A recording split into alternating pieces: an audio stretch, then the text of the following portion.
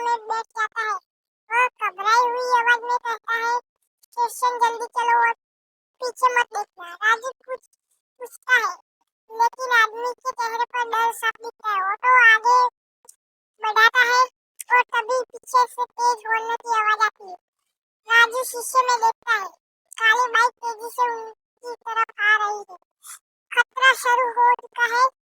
Raju auto की रफ्तार बढ़ा देता है। पीछे से आती काली बाइक लगातार हॉर्न बजा रही है।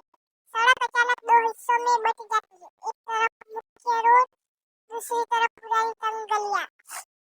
राजू बिना सोचे समझे ऑटो को गलियों की तरफ मोड़ देता है। यहाँ खतरे इंतजार कर रहे हैं।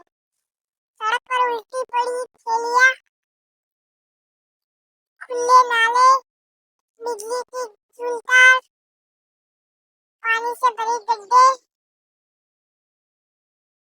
ऑटो फिसलता है, संभलता है, बाल बाल टकराने से बचा है।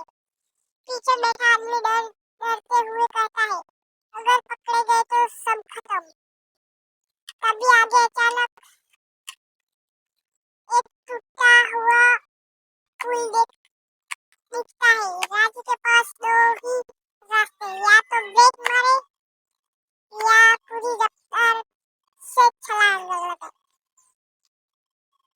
पीछे बाइक और पास आ चुकी है। राजू दांत पीसता है, एक्सीलेटर पूरा धुआं देती है और ऑटो हवा में उड़ जाता है। ऑटो जोर की आवाज के साथ पुल के दूसरे सिर पर गिरता है। राजू किसी तरह ऑटो संभाल लेता है।